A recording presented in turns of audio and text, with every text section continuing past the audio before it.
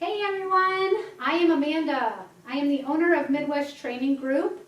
We are partnered with Bly Sport Shop here in Valparaiso, Indiana. And we want to put out some informational videos because we know we have a lot of new gun owners right now. So it's really important for us as educators that you understand the proper safety rules and the operation of those new firearms that you have been purchasing. What we'll be focusing on in these coming videos will be pistol manipulation and safety. So hang in there with us. We're going to have some great videos for you guys to see coming up here real soon. Thanks.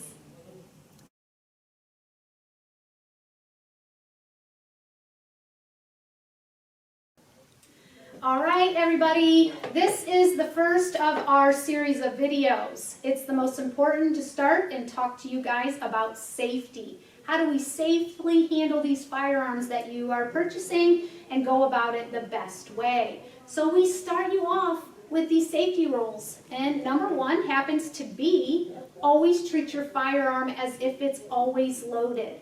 So we have to talk to you a little bit more about essentially what that means for you as a new gun owner. I like to teach it in a way that starts to make you think about this rule as more of a mental state. How we treat a firearm, whether it is or is not unloaded, is very important. And it's important for me that you understand that those two different conditions that firearm is in, that doesn't mean we change how we treat it. So you still have to treat it as if it's loaded because it has the potential for damage, and that we can't lax on any of these safety rules and be different because it is or isn't loaded. And that's where we really find where we have safety issues. So I really want to make sure you guys understand that concept of what that means to treat your firearm as if it's always loaded. So now we're going to move into what is added onto that safety rule of treating it as if it's always loaded. It's really important for you to understand what this all means when we start handling the firearm. So that really moves us into rule number 2, which is always keep the gun pointed in a safe direction. So we're going to talk about this a little bit. Exactly what does this mean? So us as the component, the human component that comes together with a firearm, is where we can start to have issues if we don't understand these safety rules appropriately. So what I have here for you guys to demonstrate today is an actual plastic molded shape of a firearm. It is not a real firearm in any way, shape, or form. It can't function, nothing on it moves. But it's a good demonstrator for me to show you what exactly I'm talking about and to do it in the safest way.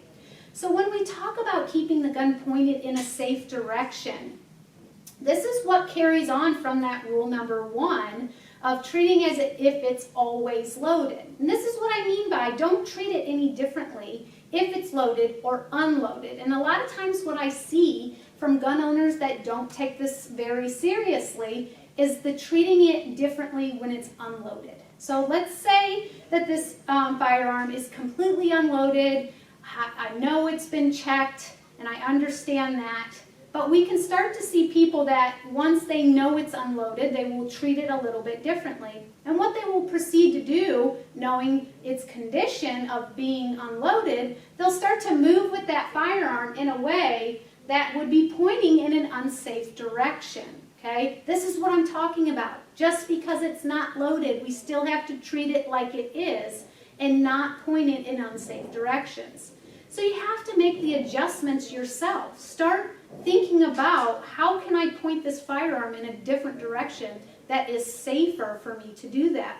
A lot of times we can simply take that firearm and point it in a safe direction, and now I can start moving with this firearm without actually having it point at anybody. Okay, so that's how it works a lot of times in the range, where you can move about in the range with an unloaded firearm and putting it into a bag or a case to go home. It's not the preferred method that we encourage that you use. We very much encourage you to unload and load everything in your lane and keeping it in that safe direction downrange. But that's understanding that you are being safer with that manipulation as you move, okay? Where this can change, and it changes for me, especially in my own home. So this is where I really start to encourage you guys to think about how much this safety rule can change depending on the environment that you are in. At home, I live in a bi-level, so I'm upstairs, and I actually have family members that have bedrooms downstairs. So for me to move with a firearm in my home, unloaded or not, okay, I'm going to have to change the direction that I am moving because now down becomes the unsafe direction. So it's up to you as the responsible gun owner to evaluate your environment and choosing the safest directions. So the way I really like to think about it is outside of just keeping the gun pointed in a safe direction, it's a lot easier for you to think about it in the aspect of not pointing your firearm at anything you are not willing to destroy. So think about that. And we call it muzzle awareness. Be aware of where the muzzle is pointing and make sure that whatever it is pointing at, that you are okay with destroying it. That's essentially how you have to think about it when it comes to firearms and safety rules. Okay, now we are going to move on to rule number 3, which is always keep your finger off the trigger until you are ready to shoot. So what this becomes is, on my part to teach you, is that you understand every time you handle a firearm that that finger needs to be off the trigger, high and away from it. And the only time you should ever be putting your finger on the trigger is if you've made a mental decision to shoot at a target. So this is something I really have to push for you guys because a lot of new gun owners, not knowing these safety rules and thinking about how these firearms are made, it's really natural that when you grip them, your trigger finger wants to gravitate right to the trigger. We have to force that out of us. So what we're going to teach you is that every time that we handle this firearm, we want that trigger finger up high, away from the trigger. We do not want it close to the trigger. So you can see I've changed that position here, and you can see I'm right by the trigger guard. Well, there are automated responses that can happen to you. If you're startled, if you grab with your offhand or squeeze with it, it creates those clenching mechanisms to happen in your hand that's holding the firearm. And if we keep it close to that trigger, what you're going to see happen in those automated responses is a clenching into that area. It is easy for your finger to then hit on that trigger. So that's why we want to force you to keep it up high away from the trigger and maintain that habit all the time.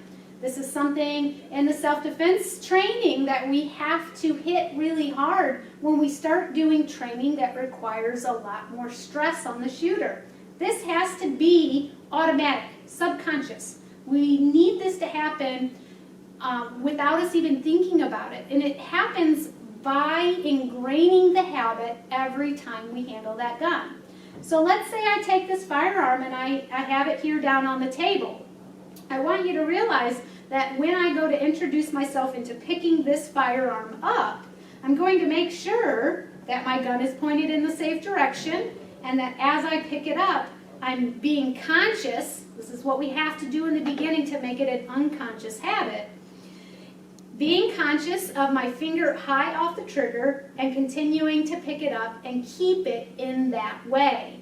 It's going to be kind of reactionary for a new person to want to gravitate right to that trigger.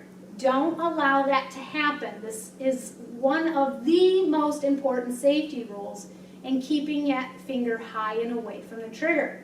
So what I like to teach everybody is I want you to start thinking about your trigger finger in itself as a safety. Okay, this is a safety device when we're operating a firearm. And why that matters is because some people will get really comfortable with those manual safeties. So if your firearm has a manual safety that you can put on so that if you pulled on the trigger, the gun can't go off because of that manual safety.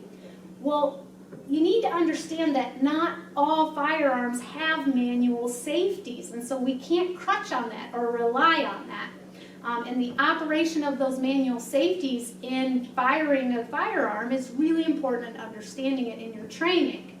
So start thinking of this trigger finger as a safety in itself, meaning if it's not on the trigger, the gun is not going to fire. Okay, now we are going to move on to rule number 4. Rule number 4 is always be sure of your target and what's beyond it. I think it's been coming very clear to you as you listen to the videos and as I teach about the safety rules, the understanding that when we fire a bullet at a paper target, it does not stop there and fall to the ground. It will continue to move beyond that paper target. And so it's really important for you to understand wherever it is that you are practicing and shooting your firearm, understanding that what stops the bullet is adequate to do that. A lot of times we have some terms and names for what that could mean. Here in the range, we have a steel trap in the back. It's a very large steel trap. And it is capable of stopping and trapping those bullets that exit from your gun in a safe way so those don't move beyond our building and into the outside world. What this might mean for you is if you're practicing on your own property, say you have a lot of property. We might call an adequate stop outdoors a sand berm, is a lot of times what we think about it as. And that needs to be adequate as you shoot at your paper target, that it will trap that bullet on the other side.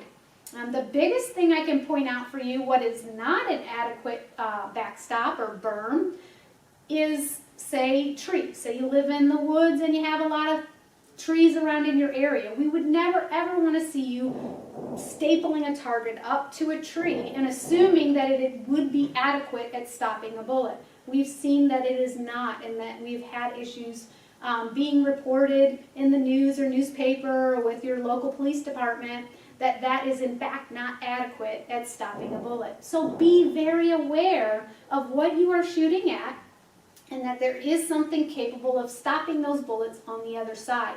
And this, for me, makes a really good point for you guys to understand that every round that leaves your gun, you are responsible for where it goes.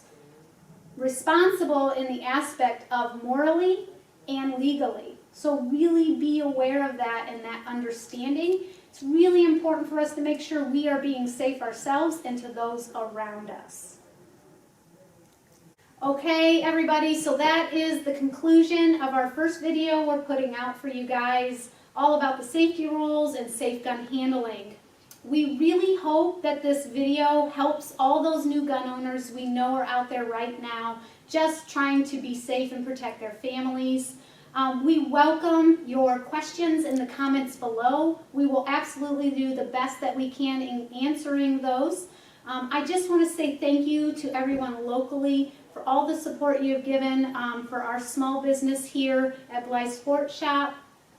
We're very happy to be able to put out this educational resource for you guys. Safety to our community is what matters so much to us.